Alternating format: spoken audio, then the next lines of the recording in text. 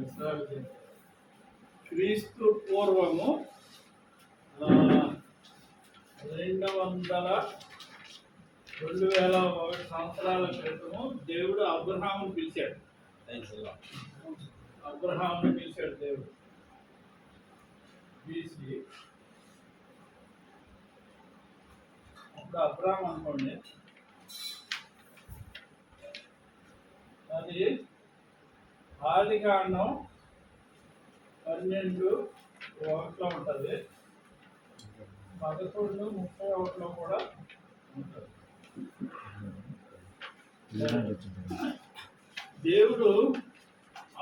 దేవుడు అబ్రహాముని ఎందుకు పిలుచుకున్నాడు, ఎందుకు ఏర్పాటు చేసుకున్నాడు అంటే, దేవుని మైండ్లో ఒక మనసులో ఉందన్నమాట. ఏంటది? మొత్తం ఒక విమోచన కార్యాన్ని తీసుకురావాలి. ఆదాము పాపం చేసి ఇదైపోయాడు. అతను మళ్ళీ ఎలా అయినా సరే ఈ మానవులకి రక్షణ ఏర్పాటు చేయాలని, దానిలో క్రీస్తు ప్రభు పుట్టాలి, బలి అవ్వాలి. దాని ద్వారా మళ్ళీ దేవుని సన్నిధిలోకి మానవులు వస్తారనమాట. దానికోసం ప్లాన్లో భాగంగా మొట్టమొదట ఈ అబ్రహాముని దేవుడు పిలిచాడు. ఒకప్పుడు ఇక్కడే కదా. కనుక అతనితో నిబంధన కూడా చేశాడు. నిబంధన ఎక్కడ ఉంటుందంటే 17:7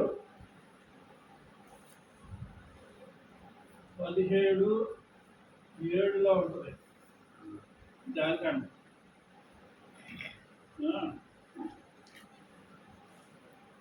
17:8 అంటాడు. 8వ వచనం చదవండి. నీకును నీ తరువాత నీ సంతతికిని నీవు పరదేశివై ఉన్న దేశమును, అనగా కానాను దేశము,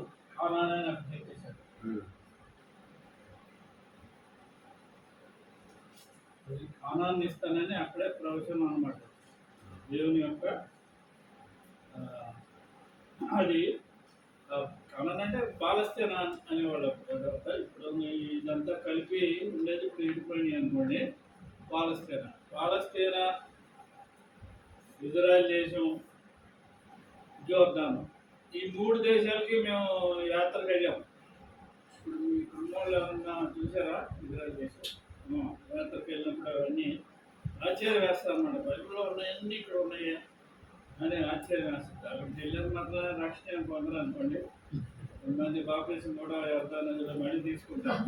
నన్ను తీసుకోమంటే వద్దు, నేను పేరు తీసుకోలేదు. కాకపోతే ఆయన బాటిల్లో నీళ్ళు ఉంచుకుంటాను. కనుక ఈ పాలస్తీనా అంటే కానాన్ని దేవుడు ఇస్తానని సంతతికి ముందే వాగ్దానం చేశాడు అన్నమాట. ఈ అబ్రహాము యొక్క సంతతి ద్వారా ప్రపంచానికే రక్షణ తీసుకురావాలని దేవుని యొక్క సంకల్పం. అది 12వ అధ్యాయం 13లో కూడా ఉంటుంది. 12వ అధ్యాయం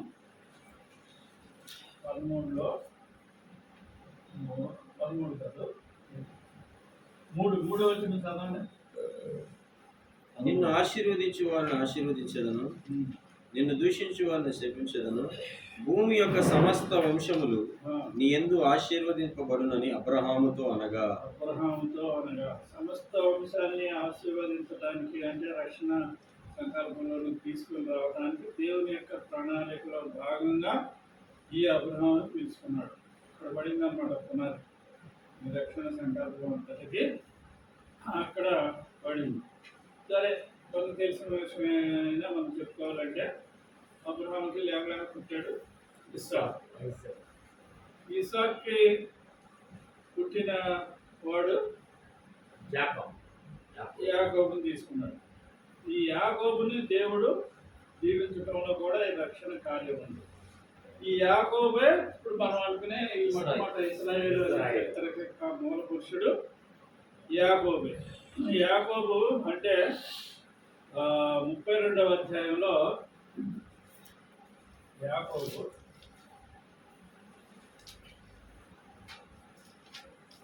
ఆదికాండం 32:25 చదవండి. తాను అతని గెలవకుండా చూచి తొడగుటి మీద అతని కొట్టెను. అప్పుడు అతడు ఆయనతో పెనుగులాడుట వలన యాకోబు తొడగా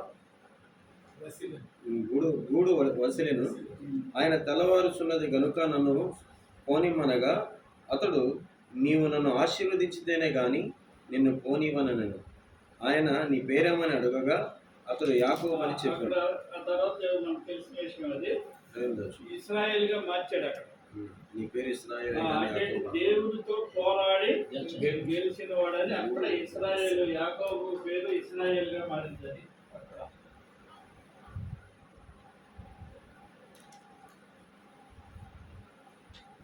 ఇది అసలు ఇశ్రాయేల్కి మొదలు. ఇశ్రాయేల్ సరే, ఇశ్రాయేలు యాకోబు యొక్క సంతతికి ఇశ్రాయేలీయులు అని వచ్చేసింది. యాకోబు సంతతి ఎంతమంది? 12 గోత్రాలు.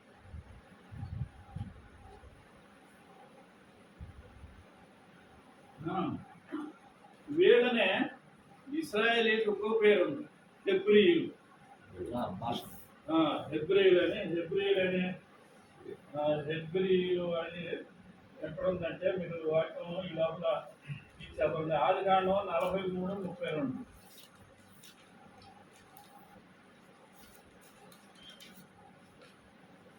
ఆదికాండం 43:32. అతనికిని వారికిని అతనితో భోజనము చేయుచున్న ఐగుప్తులకును వేరువేరుగా వడ్డించిరి. ఐగుప్తీయులు హెబ్రీయులతో కలిసి భోజనము చేయరు. యోసేపు అన్నదాన్ని అప్పిస్తాడు, కలిసి భోజనం చేసే టైంలో అక్కడ రాసిన మాట, ఈ ఐగుప్తీయులు హెబ్రీయులతో సమావేశారు. హెబ్రీయులు అంటే ఎవరు? ఇశ్రాయేలు. కనుక ఇశ్రాయేలీలకి హెబ్రీయులు అనే పేరు కూడా ఉందన్న. హెబ్రీయులు అంటే ఇశ్రాయేలీలు అనేది మనకు అర్థం ఉంది. తర్వాత యేసు ప్రభు కూడా ఇశ్రాయేల్ అని పేరు ఉంది. అది యెషయా గ్రంథం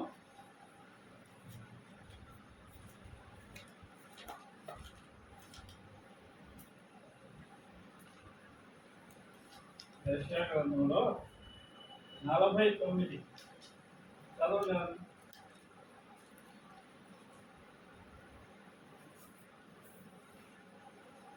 యెషయా గ్రంథం 49:3. ఇశ్రాయేలు, నీవు నా సేవకుడవు, నీలో నన్ను మహిమపరుచుకున్నదానని ఆయన నాతో చెప్పాను. అక్కడ ఇశ్రాయేలు అంటే అక్కడ యేసు ప్రభువుని గురించిన మాట అది. కనుక జీసస్ కూడా ఇశ్రాయేల్ అనే పేరు ఉన్నట్లుగా ఉంది. సరే, ఈ యాకోబుకున్న ఈ 12 గోత్రాల్లో ఒక 10 గోత్రాలేమో వాళ్ళు ఇశ్రాయేలీల కింద పరిగణించబడ్డారు.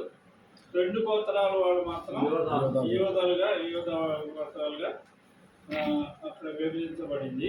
అది తర్వాత అది డివైడెడ్ కింగ్డమ్, అప్పుడు మళ్ళీ విడిపోయిన ఆ వృత్తాంతం వస్తుంది అనుకోండి. సరే, ఏమైనప్పటికీ ఈ 12 మందిలో లేవి గోత్రాన్ని మాత్రం దేవుడు వీళ్ళకి లెక్కలో వేసుకోకుండా నేనే మీకు స్వాస్థ్యమని పంచిపెట్టినప్పుడు వాళ్ళకి ఇవ్వలేదు. యోసేపు కూడా తీసుకోలేదు ఈ లిస్టులో, ఈ 12 లిస్టులో. అయితే యాకోబు వృద్ధాప్యంలో యోసేపు ఇంటికి వెళ్ళినప్పుడు, నీ కొడుకులు నాకు చూపించు, నేను అడాప్ట్ చేసుకుంటాను, దత్తత చేసుకుంటాను అంటాడు. ఎఫ్రాయిము, మనాషేలు, ఈ లేవి, యోసేపు బదులుగా వీళ్ళు చిరుక్కున్నారు. అలా 12 గోత్రాలు ఆ పేర్లు వచ్చినాయి అన్నమాట.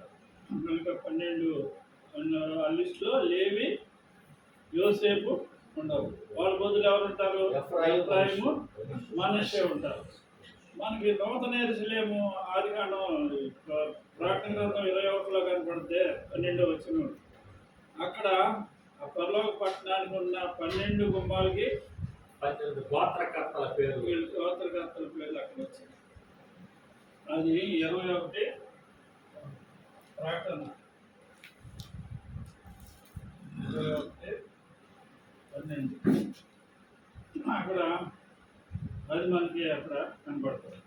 సరే, ఏమైనప్పటికీ ఇంకొక ప్రవచనం ఏంటంటే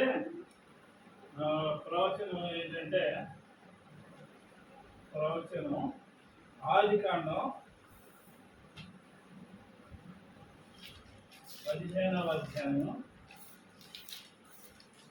13వ వచనం చదవండి. ఆయన నీ సంతతి వారు తమది కాని పరదేశమందు నివసించి ఆ దేశపు వారికి దాసులుగా నుండురు. మరి 7 సంవత్సరాలు దాసులు ఉంటారు. ఇంకా కింద ఉందా ఇదంతా ఉందా? 400 ఏళ్ళు అది దీన్ని శ్రమ పెట్టి 400 ఏళ్ళు అన్నారు కానీ ఇంకొకటి చూస్తే 430 సంవత్సరాలు చెరలో ఉన్నట్టుగా మనకి అర్థం ఉంది. అది ఎప్పుడంటే ఈ 430 సంవత్సరాలు చెరలో ఎప్పుడంటే అది BC 1876 నుంచి 1446 వరకు ఈ చెరలో ఉంటారని ముందే ఆదికాండం 15వ అధ్యాయంలోనే చెప్పేశాడు. ఈ చెరలోకి వెళ్తారు అనే విషయాన్ని చెప్పేశారు. అలాగే చెరలోకి వెళ్ళారు. అయితే ఈ ఇశ్రాయేలీలు యోసేపు ఐగుప్తులో ఉన్నప్పుడు ఇక్కడికి వచ్చినప్పుడు వాళ్ళ నాన్నగారిని వాళ్ళ బ్రదర్స్ని అందరినీ తెప్పించుకున్న తర్వాత అక్కడ హెబ్రీలు ఇశ్రాయేలీల యొక్క సంఖ్య లెక్క పెడితే అప్పుడు మొట్టమొదట్లో 70 మంది ఉంటారు. ఇశ్రాయేలీలు ఎంతమంది ఉన్నారు? 70 మంది. 70 మంది. అయితే ఈ చెరలో వెళ్ళిపోయారు. వెళ్ళి చెరలో నుండి విడుదల పొందారు. ఎప్పుడది? మోషే ద్వారా.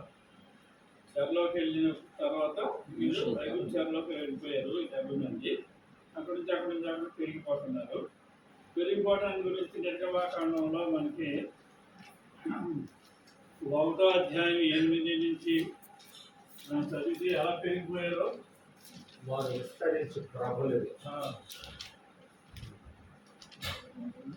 8 నుంచి 10 వరకు చూస్తే ఎంత పెరిగిపోయారంటే జనాభా ఐగుప్తు దేశంలో వాళ్ళకి భయం వేసిపోయిందంట. వీటిలో మల్టిప్లై అయిపోతున్నారు. వీళ్ళు యుద్ధం వచ్చినప్పుడు మళ్ళీ మన మీద ఎప్పుడైనా తిరగబడిపోతారేమో నేను భయపడిపోయి ఏం చేశారు? వాళ్ళ మీద పెట్టి ఇంకా వాళ్ళని ఇంకా ఎక్కువగా శ్రమ పెట్టి పెట్టేశారు అనమాట. అప్పుడు దేవుడు ఎవరిని పిలుచుకున్నాడు? మోషేని పిలిచాడు. వాళ్ళని నడిపించడానికి మోషే. ఈ మోషే పిలుపు ఎక్కడుంది? నిర్గమాకాండం 3వ అధ్యాయంలో 4వ వచనంలో. కాబట్టి దేవుడు కథలో కనపడి రమ్ము నేను నిన్ను అక్కడ పంపిస్తున్నాను, వాళ్ళు విడిపించుకురావాలంటే ఏ సాకు చెప్తాడు. మొత్తానికి దేవుడు ఆయన్ని పంపించాడు. ఆ తెగులు వచ్చినాయి. మొత్తానికి విడుదల ఆ రక్తం ద్వారా వచ్చింది. వాళ్ళు బయలుదేరి వచ్చేటప్పుడు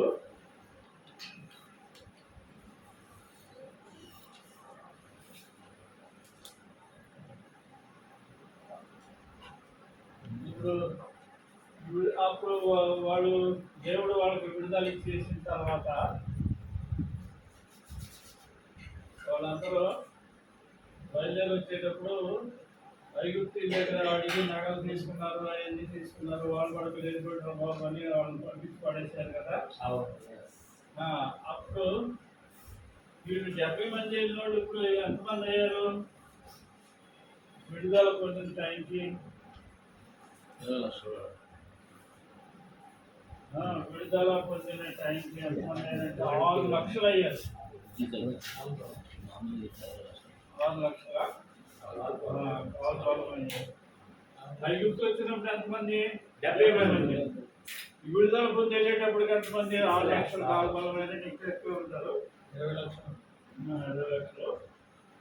తర్వాత ఈ తెగులు వచ్చిన తర్వాత లెక్క పెడితే 8 లక్షల యోధులను 5 లక్షల యోధవాళ్ళు ఉన్నట్టుగా ఒక చోట రాసింది. ఒకటైతే ఇశ్రాయేలీలు 11 లక్షల మంది, యోధవారు 4,70,000 అనే రిఫరెన్స్ ఒకటి.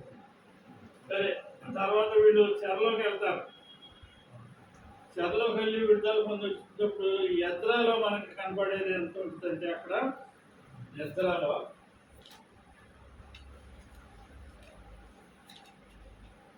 ఎజ్రా 2:46 అక్కడ 42,300 మంది అవుతారు. 7,337 200 ఇలా లెక్క అక్కడ ఉందన్నమాట. కనుక ఇశ్రాయేలీయులు విస్తరించుకుంటూ అలా వెళ్ళిపోయారు. చివరికి ప్రకటన గ్రంథం 7వ అధ్యాయం 1 నుంచి 8 వరకు చదివితే అక్కడ దర్శనంలో యోహానికి దేవుడు బయలుపరిచిన దానిలో చూస్తే అది 1,44,000 మంది ఉన్నారు ప్రకటనలో. రాకుండా 7:4 1 నుంచి 8 1,44,000 మంది కనబడతారు. కనుక ఈ సంతతిని నేను విస్తరింప చేస్తాను, ఆకాశ నక్షత్రాలు ఇవన్నీ చెప్పాడు కదా. అలా దేవుడు విస్తరింప చేసుకుంటూ వస్తున్నాడు.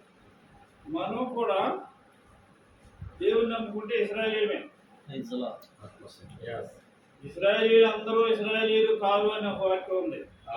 పేరు పెట్టుకున్న మాత్రాన కాదు, ఎవరు దేవుని నమ్మితే ఆత్మీయంగా ఇశ్రాయేలీయులు అవుతారు.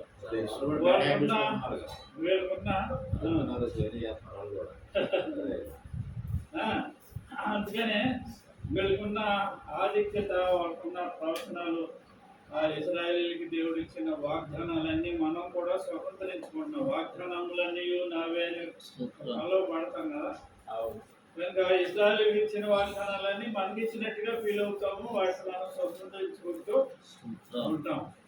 అలాగే ఇప్పుడు ఎక్కడన్నా చూసినా సరే ఈ దేవుని నమ్ముకున్న వాళ్ళు కూడా విస్తరించిపోతున్నారు. అది చూసి కూడుకుంటున్నారు. లక్షల మంది వచ్చేస్తున్నారు. ఎలా వచ్చేస్తున్నారు అంటే వాళ్ళకి అర్థం అవట్లేదు. వాళ్ళకి అందుట్లో ఎక్కువ అన్యులు వచ్చేస్తున్నారు. కనుక దేవుడు అబ్రాహాముకి ఇచ్చిన వాగ్దానం ఇప్పుడు మన పట్ల, ప్రస్తుతం ఉన్న వాళ్ళ పట్ల కూడా వాళ్ళు విస్తరించడం అనేది జరుగుతూ ఉంది. వీళ్ళు ఎంత అని చేసినా ఇంకా పుడతానే పెరుగుతూనే ఉంటారన్నమాట. అయితే ఈ మోషే ద్వారా వాళ్ళకి విడుదల ఇచ్చాడు. జనాభా అంతా పెరిగారు అని అనుకుంటున్నాం. తర్వాత ఈ మోషే తర్వాత ఎవరు వచ్చారు? యెహోషువ వచ్చారు ఇశ్రాయేలీయులను నడిపించడానికి. మోషే తర్వాత యెహోషువ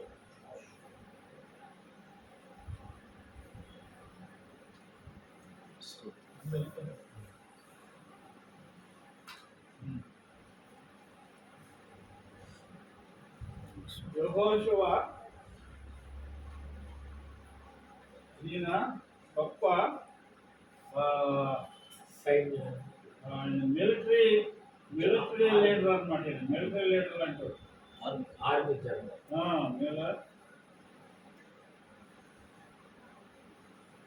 మిలిటరీ లీడర్ కాదు, ఆత్మ సంబంధమైన గైడ్ కూడా. ఆత్మీయ గైడ్ లీడరే. అంత ఇదైనడు. ఆయన కూడా యుద్ధాలు బాగా చేసినాడు. చాలా మంది జయించాడు. భయపడకుండా నిగ్రహంగా దేవుడు. మోషే కూడా ఇంకన్నీ చెప్పి పంపించాడు, బలపరిచాడు. తర్వాత దేవుడు కూడా ఆయనకి నిబ్బరంగుడు, ధైర్యంగుడు, నీ ఎదుటి ఎవరు నిలవలేరు అది అనేది చాలా వాగ్దానాలు ఇచ్చి ధైర్యపరిచాడు. యెహోషువ కూడా మోషే తర్వాత సక్సెసర్ ఆయనమాట. తర్వాత బాధ్యత అంతా తీసుకున్నాడు. కదా చెప్పినట్లుగా ఆయన ప్రచారకుడు ఉండే ఆయన మీదకి దేవుని యొక్క ఆత్మ. మోషే ప్రార్థన చేసినప్పుడు ఆత్మపూర్ణుడు అవుతాడు. అయినప్పుడు అతనికి ఆత్మ జ్ఞానం వచ్చేస్తుంది, ధైర్యం వచ్చేస్తుంది, ఆత్మ బలం వచ్చేస్తుంది. కనుక వీళ్ళు చక్కగా లీడ్ చేశాడు. లీడ్ చేసుకుంటూ కానాన్ని జయించాడు. కానాన్ని జయించే ముందు యోర్దాను నది యువతలు ఉన్న ఎరికోకు వచ్చాడు. గోడలన్నీ కూలిపోయినాయి. ఎరికో దాటి అవతలకి వెళ్ళారనమాట. ఎరికో అనే ఇది యోర్దాను నది అనేది మరణానికి సాదృశ్యం. ఎందుకంటే ఎరికో గోడలు కూల్చిన తర్వాత యోర్దాను దాటితేనే కానీ అవతల కానాన్ని లేదు. మనం కూడా మరణాన్ని దాటితేనే కానీ స్వర్గం లేదు, మనకు పరలోకం లేదు. కనుక అందరూ దాటవలసిందే. అందుకని యాత్రికుని ప్రయాణంలో జాన్ బన్యన్. జాన్ బనియన్ రాసిన దాంట్లో కూడా ఒకడు ఒక అజ్ఞాని అనేవాడు ఈ దిద్దు కుంభంలో కూడా రక్షణ మార్గంలో కాకుండా గోడతో చేసేస్తాడు ఒకడు. వాడు వెళ్ళేటప్పుడు పడవ రెడీగా ఉంటుంది యోర్దాను నదిలో గుర్రంలో వెళ్ళిపోతారు అతను. ఈ క్రైస్తవుడు విశ్వాసి ఇద్దరు జత అయ్యి వస్తుంటే యోర్దాను నది వస్తుంది అక్కడ. ఆ నది దాటుతుంటే విశ్వాసేమో వెళ్ళిపోతున్నాడు, వాడికి లోతు వచ్చినట్టుగా. మరి ఎంత లోతు ఉంటుంది ఇది అంటే మీ విశ్వాసాన్ని పెట్టడం వెళ్ళిపోండి అంటారు.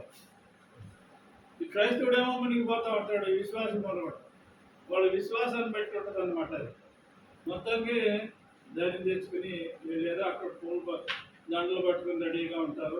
ఇదే పరలోకానికి ఎంటర్ అయినట్టు అనమాట. కనుక పరలోకం వెళ్ళాలంటే యోర్దాను నది మరణానికి చూసిన అనమాట. అక్కడ వరకు వచ్చి యెహోషువ వాడిని దాటించాడు. దాటించేసి ఇక అంతా ఆక్రమించుకుని వాళ్ళందరినీ జయించి స్వాధీనం చేసుకుని తర్వాత వీళ్ళందరికీ పంచిపెట్టేశాడు. ఇశ్రాయేలు గోత్రాలన్నిటికీ పంచిపెట్టేశాడు. అక్కడ మనషే ఎఫ్రాయిములు వచ్చారు, కానీ లేవి యోసేపులు ఉన్నారు అక్కడ. అలా వాళ్ళందరికీ పంచిపెట్టేసి యుద్ధాలు చేసి అక్కడ ఉన్న వాళ్ళందరినీ వెళ్ళగొట్టేసి అంతా ఆక్రమించుకున్నాడు అన్నమాట. కనుక మనం కూడా మన హృదయంలో ఉన్న సైతాన్ని కూడా వెళ్ళగొట్టేసి దాన్ని దేవునికి స్వాధీనం చేయాలి. అయితే అక్కడ 23 యెహోషువ 23 అధ్యాయము ఏమంటారంటే ఫేర్వెల్ అడ్రస్ అంటారు చూడండి. బ్యూటిఫుల్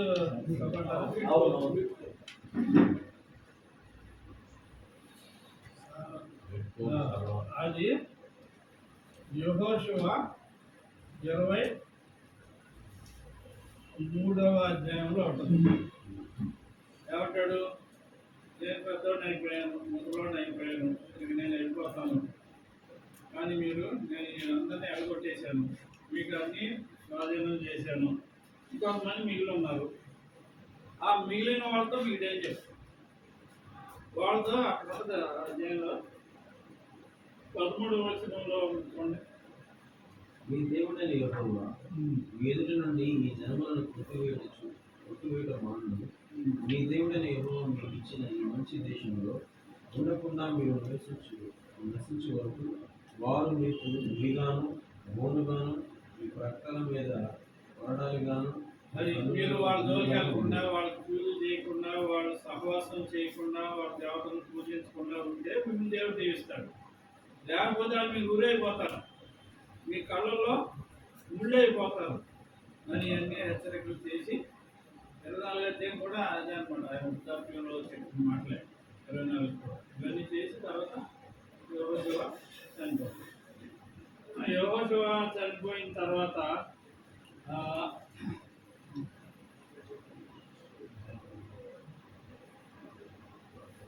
యెహోషువ తర్వాత న్యాయాధిపతులు వస్తారు.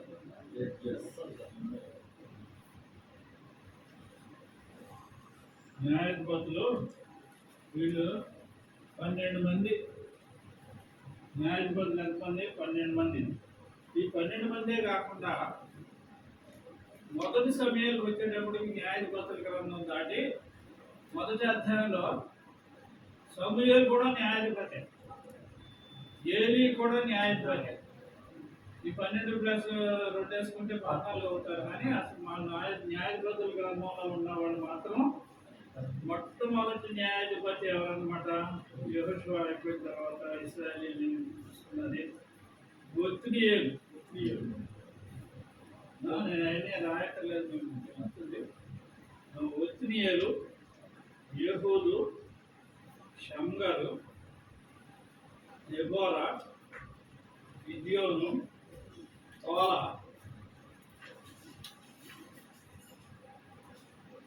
జయీరు, యెఫ్తా, జిబ్లాన్, ఎలోన్, అబ్దోన్, శాంసన్. చివరోడు శాంసన్ మనకి స్ట్రాంగెస్ట్ అన్నమాట. మొట్టమొదటిడేమో ఒత్నియేలు. వీళ్ళు మేజర్ న్యాయాధిపతులు ఉన్నారు. వాళ్ళు ఎవరంటే ఒత్నియేలు, యేహూదు, మేజరు, దెబోరా, యెఫ్తా, శాంసన్.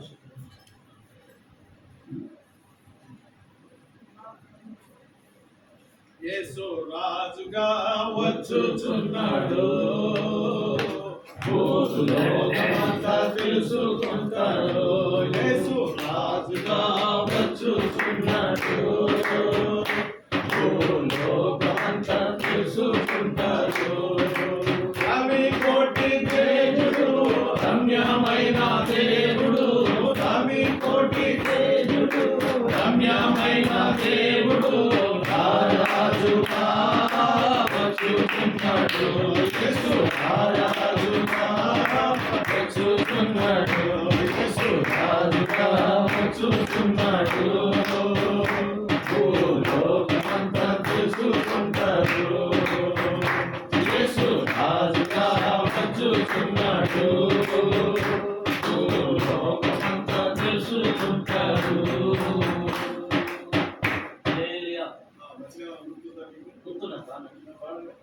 క్రైస్తవుడా మరువవద్దు ఆయన రాకడ, క్రైస్తవుడా మరువవద్దు ఆయన రాకడ. కనిపెట్టి ప్రార్థన చేసి సిద్ధముగా నుండే, కనిపెట్టి ప్రార్థన చేసి సిద్ధముగా నుండే. శ్రేష్టమాటున మారాలి, శ్రేష్టమాటున మారాలి, యేసయ్య చెంతకు చేరాలి, యేసయ్య చెంతకు చేరాలి. యేసు రాజుగా వచ్చుచున్నాడు, భూలోకమంతా తెలుసుకుంటాడు. యేసు రాజుగా వచ్చుచున్నాడు, భూలోకమంతా తెలుసుకుంటాడు.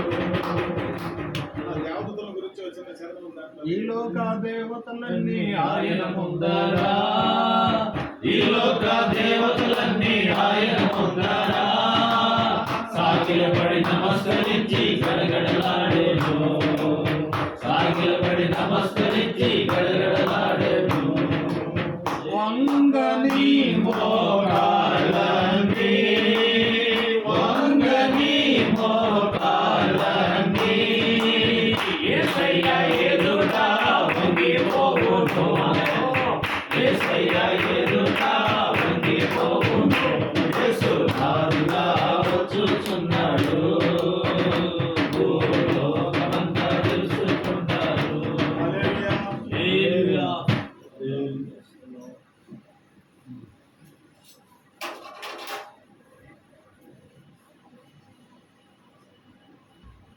న్యాయాధిపతులు ఇశ్రాయేలు చరిత్రలో న్యాయాధిపతులు అయిపోయిన తర్వాత రాజులు ప్రారంభమవుతారు. ఈ రాజుల్లో ఈ రాజ్యంలో యునైటెడ్ కింగ్డమ్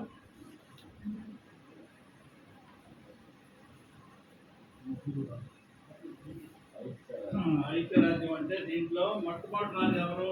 సౌలు. ఈ 40 ఏళ్ళు పరిపాలించారు. తర్వాత ఇలా చార్ట్ చూడండి. ఇప్పుడు మీకు చార్ట్ లో వచ్చేస్తాయి. చార్ట్ అన్ని కరెక్ట్ గా ఉంది. అయిగా చెప్పి చక్కగా అర్థమైపోతుంది. చార్ట్ చూడండి. తర్వాత సొలొమోన్, నాట్ సాలోమన్. 340 ఏళ్ళు పరిపాలించారు. ఇది యునైటెడ్ కింగ్డమ్. వీళ్ళు రాజ్యాన్ని పరిపాలించిన టైంలో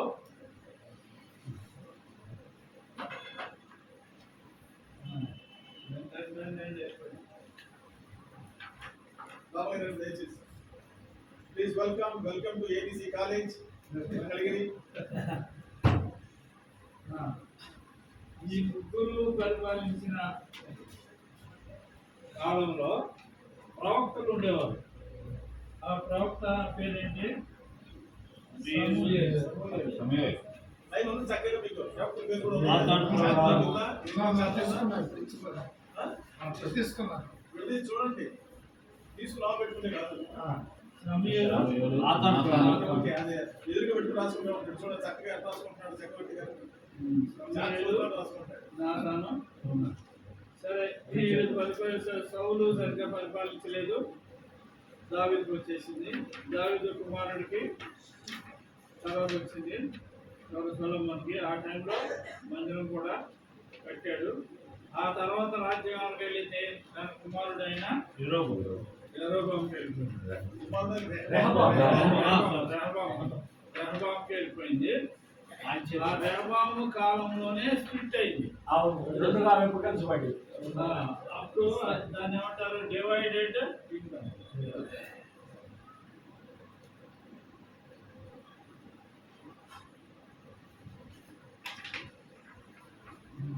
వీటిలో యోధారాజ్యం ఇశ్రాయేలు యూదా రాజ్యంలో రెహబాము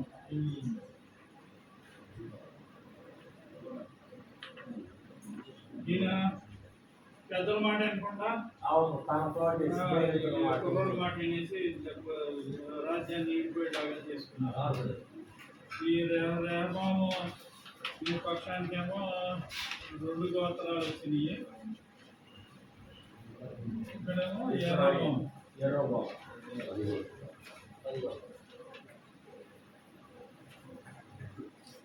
ఇది 10 గోత్రాలు. వీళ్ళేమో యోధా రాజులు అన్నారు, వాళ్ళేమో ఇశ్రాయేలు రాజు ఇశ్రాయేల్ రాజులు అన్నారు. అది ఈ యోధా రాజుల గురించి మనం చూస్తే మొట్టమొదటి వాడు రెహబాము, యోధా రాజులు. రెండో ఆయన అంత మంచివాడు కాదు, చెడ్డవాడు బ్యాట్ అనమాట. అబియా 2 సంవత్సరాలు పరిపాలించాడు. అబియా అది బ్యాటే. తర్వాత ఆస 41 సంవత్సరాలు పరిపాలించాడు, చాలా మంచివాడు. యెహోషాపాతు 24 సంవత్సరాలు, అతను కూడా గుడ్డే. యెహోరాము 12 సంవత్సరాలు, బ్యాడ్. అహజ్యా 1 సంవత్సరం పరిపాలించాడు, అతను బ్యాడే. అతలియా బాగా ఈవిల్, అవును చాలా దుష్టురాలు. అతలియా 6 సంవత్సరాలు పరిపాలించాడు. యోవాషు 39 ఏళ్ళు, బ్యాడ్. అమజ్య 29, good and bad. కొంతకాలం బాగున్నాడు, తర్వాత చెప్పాడు. ఉజ్జియా ఆయన కూడా గుడ్ అండ్ బ్యాడ్, 42 ఏళ్ళు పరిపాలించాడు. యోతాము 18 ఏళ్ళు, గుడ్. అహజ్యా 19 ఏళ్ళు, ఈవిల్. హిజ్కియా 42, గుడ్. మనష్షే 54, ఎక్కువ కాలం పరిపాలించింది మనష్షే. చాలా దుష్టుడు, కానీ చివరిలో కొంచెం దేవుని మరి 52 సంవత్సరాలు ఎవరు సార్ పరిపాలించారు? ఇజ్జియా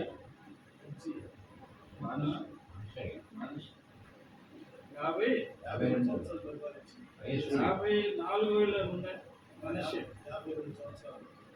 మనిషే కాదు, ఉజ్జియా ఎక్కువ పరిపాలించింది. 52 ఉజ్జియా 52 ఉన్నదంట, 42 ఉన్నారు. 42 కదా, 52. 52 ఉన్నారు. ఇది చాట్లో మీకు తెలుస్తుంది చూడండి. 52 ఉండి ఉజ్జియా 52 ఉందా? మనిషి 40 సంవత్సరాలు. సరే. తర్వాత యోతాము యోతాము 18 ఏళ్ళు, గుడ్. ఆహాజు 19 ఏళ్ళు, ఈవిల్. హిజ్కియా 42, గుడ్. సార్ చెప్తున్నా ఇంగ్లీష్ అదే. హిజ్కియా బాగా మంచిగా పరిపాలించాడు. అవును. మనష్షే 54 ఏళ్ళు, మంచిగా మంచిగా కాదు కానీ దుష్టుడే, కానీ చివరిలో కొంచెం మంచిగా. అమోను 2 సంవత్సరాలే కానీ చాలా దుష్టుడు. యోషియా 32 ఏళ్ళు, చాలా బాగా పరిపాలించాడు. యెహోయాహాజు 3 నెలలే పరిపాలించాడు, చాలా మంచిగా. యెహోయాకీము 11 ఏళ్ళు పరిపాలించాడు, కానీ చాలా దుష్టుడు. యెహోయాకీను 1 సంవత్సరం పరిపాలించాడు, చాలా బ్యాడ్, మంచిగా లేడు. 20 సిద్కియా 11 సంవత్సరాలు, అతను కూడా బ్యాడే. కనుక యోధా రాజులు ఎంతమంది అయ్యారు? 20 మంది. కొంతమంది గుడ్డు, కొంతమంది ఈవుడు, కొంతమంది బ్యాడ్, ఇలా పరిపాలించారు. వీళ్ళు యోధా రాజులు అన్నారు. ఈ సిద్కియా తర్వాత BC 586 సంవత్సరంలో బబులోను జరగబోయారు.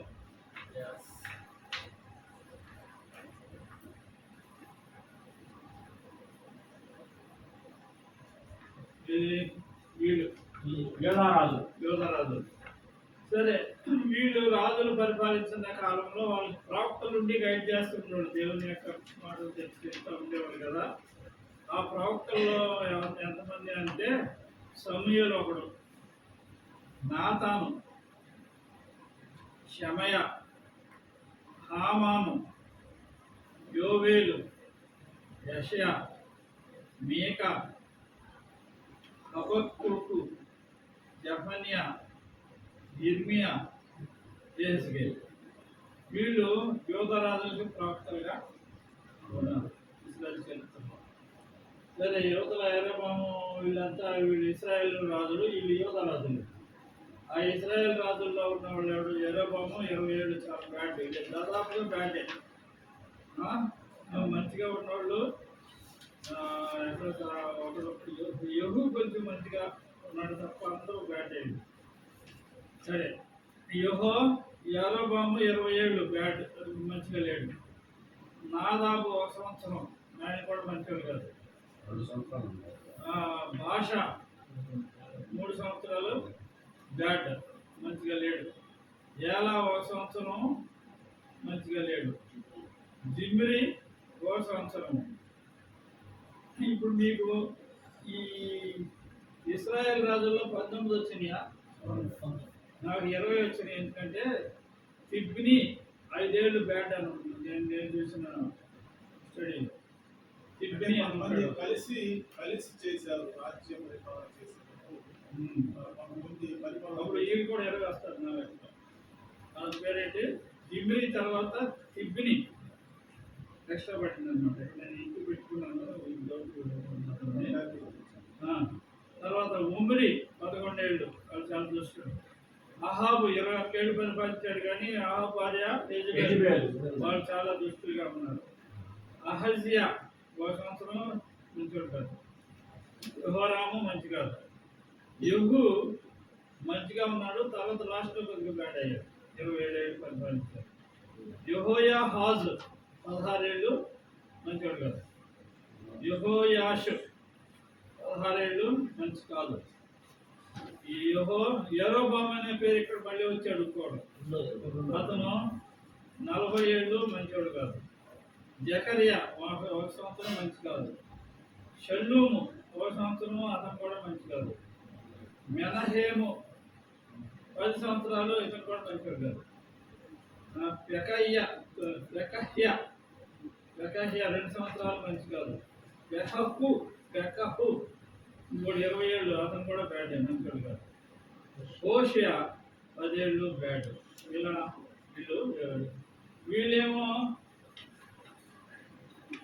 వీళ్ళు అశ్షూరు చెరకు వెళ్ళిపోయారు. ఇశ్రాయేలు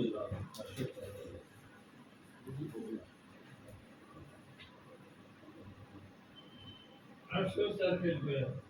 దీంతో ఏమైంది? ఈ రాజులు చరిత్ర ముగిసిపోయింది. తర్వాత అశ్షూరు చెర సంవత్సరము ఇయర్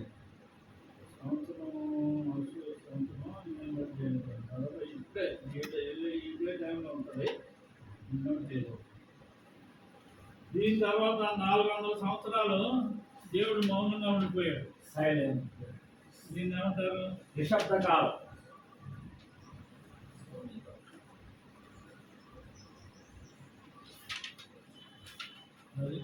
అంటే దేవుని దగ్గర నుంచి రెవల్యూషన్ లేదే, ప్రత్యక్షత లేదు.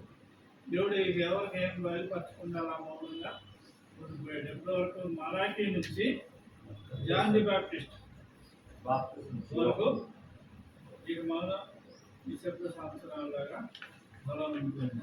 721 అశ్షూరు చెర అశ్షూరు చెర 721 BC.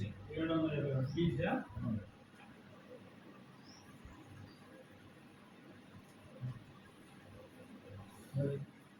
దీని తర్వాత సైలెంట్ పీరియడ్ వచ్చేసింది. అదైన తర్వాత ఇక యేసు ప్రభు రావడం, ఇక క్రీస్తు శకం ప్రారంభమైంది. క్రీస్తు శకం అయిన తర్వాత ఇంక కొత్త నిబంధనలో మనకి ఇవన్నీ తెలుసు అనమాట. ఈ థామస్ 52లో వచ్చాడు కదా, అవును. మెడ్రాస్ కేరళకి వచ్చాడు. అవును. కేరళలో అక్కడ సునగోగ ఉంది. నేను కేరళ వెళ్ళినప్పుడు కొచ్చిన్ వెళ్ళాను. కొచ్చిన్ వెళ్ళి ఆ కడవలో అక్కడికి వెళ్తే మఠాన్చేరి అని ఉంది.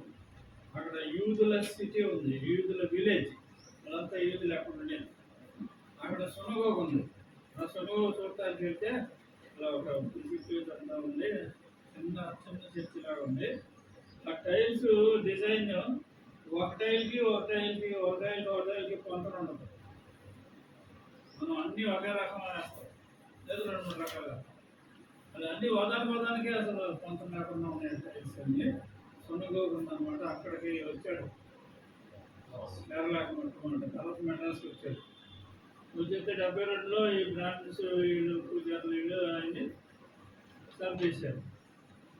ఇంకా మనకి సువార్త అప్పుడే వచ్చిందన్నమాట. కానీ ఎక్కడో విదేశాల నుంచి వచ్చింది అది అని అంటారు. కానీ థామస్ యేసుప్రభు శిష్యుల్లో ఒక ఆయన మనకి 52వ సంవత్సరంలో వచ్చాడు. 72లో ఆయన చంపబడ్డాడు. సరే, ఇదైన తర్వాత యెరూషలేమా అని యేసుప్రభు జయప్రవేశం అయినాక ఏడుస్తాడు కదా, దాని గురించి. అది 70వ సంవత్సరంలో టైటస్ ద్వారా నాశనం అయిపోయింది. దేవాలయం ఏంటి యెరూషలేము అంతా 70వ సంవత్సరంలో టైటస్ చక్రవర్తి ద్వారా అది నాశనం చేయబడింది. కనుక అట్లా యెరూషలేం వెళ్ళి మనం చూస్తే ఇవన్నీ చాలా గొప్ప అనుభూతిలాగా ఉంటుంది. ఇంకేనే పరలోకం వచ్చాను కాదు, కానీ చూసి నమ్మిన వారి కంటే నమ్మిన వారే దానిలో మనం చూస్తే ఒక అనుభూతి. అవన్నీ జ్ఞాపకం వస్తాయి. అన్నీ అక్కడ కణాలు ఉంది, ఇవన్నీ historical place or practical place. అది అక్కడ పరలోక ప్రార్థన కూడా రాసి ఉంది. తెలుగులో లేదంటే అన్ని భాషలో ఉందంటే నా గైడ్ మమ్మల్ని తీసుకెళ్ళి చూపించాడు. సూరి బాబు ఆయన పేరంటే ఆయన తెలుగులో కూడా ఆయన పెట్టాడు. ఆయన రాసి పెట్టాడు. భాషలన్నింటిలో ఉంటే తెలుగు ఏది అని అడిగాము. చివరికి తీసుకెళ్ళి చూపించాడు. అక్కడ తెలుగు కూడా ఉందన్నమాట. ఇంకా ఇస్రాయేలీలు చేసుకుంటూ వచ్చారనమాట. సరే, వాళ్ళకి యుద్ధాలు జరిగినాయి. తర్వాత బ్రిటిష్ పరిపాలనలో కూడా వెళ్ళారు. బ్రిటిష్ పరిపాలనలోకి ఎప్పుడు అప్పుడు అల్లర్లు జరిగినాయి. బ్రిటిష్ వాళ్ళు కూడా 30 సంవత్సరాలు పరిపాలించారు. రోమన్స్ పరిపాలించారు, బ్రిటిష్ వాళ్ళు పరిపాలించారు ఈ మధ్య. ఆ తర్వాత అల్లర్లు జరిగినప్పుడు యూదుల్ని 133 మందిని చంపేసినట్టుగా మనకి ఆ లిస్టులో కూడా ఉంటుంది అది. తర్వాత అరబ్బుల యొక్క దండయాత్రలో 6,000 మంది చంపబడ్డారు.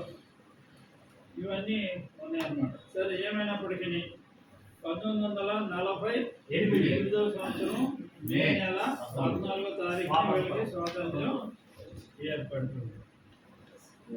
కనుక ఆ స్వతంత్ర ఇజ్రాయెల్ దేశం కింద వాళ్ళు డిక్లేర్ చేసుకుని వాళ్ళు స్థిరనివాసం ఏర్పాటు చేసుకుని వాళ్ళకి ప్రధానమంత్రి ఎవరు? బెంజమిన్ నెతన్యాహు అనేవాడు ప్రధానమంత్రిగా ఉన్నాడు. ఇప్పుడు మన ప్రస్తుతం వార్తల్లో వచ్చాయన్నీ ఇప్పుడు జరుగుతున్నా. కనుక ఇస్రాయేలీలు ఇలా కంటిన్యూ అవుకుంటూ వస్తూనే ఉన్నారు. డోమ్ ఆఫ్ ది రాక్ కూడా కట్టింది 691లో కట్టారు. ఇజ్రాయెల్ దేశం అయిన వాళ్ళు అందరూ చూసి వస్తారు. అసలు ఇజ్రాయెల్ దేశం కనపడుతుంది కనుక ఇప్పుడు మసీదు ముస్లింలకి రెండవ పుణ్యక్షేత్రం అది.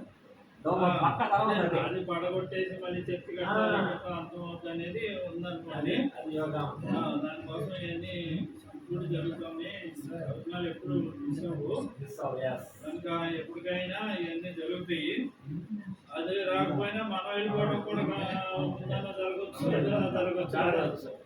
ఏమైనా సిద్ధపడి ఉండాలి. ఇప్పుడు ఈ నేర్చుకునేదంతా మనం ఎందుకు అంటే మనం ఇతరుల్ని సిద్ధపరచడానికి. నీవు సిద్ధపడము, నీతో కూడా ఉన్న వారిని సిద్ధపరచము, నీవు వారికి కావాలి ఉండాలి అని వాక్యం ఉంది. కనుక మనం అనేకుల్ని సిద్ధపరచాలన్నమాట. నాకైతే సావు అంటే భయం వేస్తుంది కానీ ఎంత భక్తుడికైనా సావు కంటే రాకడ తింటే వదిలిపోతే వెళ్ళిపోవచ్చు అనిపిస్తుంది. అందుకని ఆ రాకడ కొరకు ఎదురు చూడమన్నాడు. అవును. ఎప్పుడు వస్తుందో రాకడ. అప్పుడు మళ్ళీ ఇంకోటి ఒకటి ఏమొస్తుంది, నేను మారేనా భార్య మన ఊళ్ళో అవుతున్నాను కదా అని మన డౌట్ వస్తుంది. కానీ రాకడ వస్తేనే వెళ్ళిపోవచ్చు అనిపిస్తుంది మన స్వార్థం. కనుక దేవుని రాకడ కొరకు మనం సిద్ధపడాలి, అనేకుల్ని సిద్ధపరచాలి. సిద్ధపరచడం కోసం ఈ వివరం అంతా నేర్చుకుంటున్నాం. ఈ నేర్చుకున్నదంతా మన అనుభవంలోకి రావాలి. Yes. అనుభవంలోకి వస్తే ఆటోమేటిక్గా చెప్పేస్తాం. సాక్ష్యం లేకుండా ఎంత నేర్చుకున్నా అది బాగా అవును. అది ఎక్కదు అసలు. కనుక మనం అనుభవించాలి. రక్షణ అనేది చాలా మంది Experience. రక్షణ అనుభవం లేకుండా కూడా బైబిల్ ట్రైనింగ్కి వెళ్ళిపోయి వచ్చి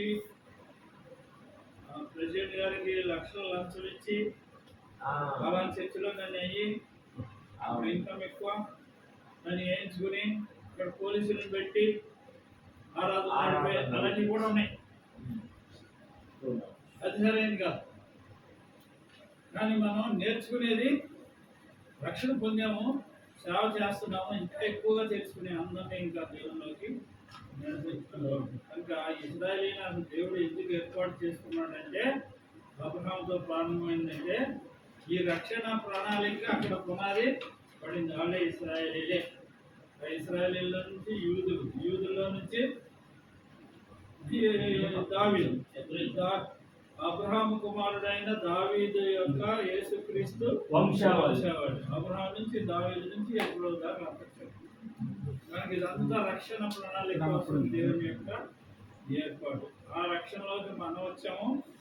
ఆ రక్షణలోకి అనేకుల్ని మనం సిద్ధపరుస్తున్నాము. కనుక మనం ధన్యులం అన్నమాట. దాంట్లో మనం నమ్మకం ఉండి ఆయన రాకడ ఎంత దగ్గరలో ఉంది కనుక మనం సిద్ధపడుతూ అనేకుల్ని సిద్ధపరిచేటట్లు ప్రభు మనకి సహాయం చేయండి.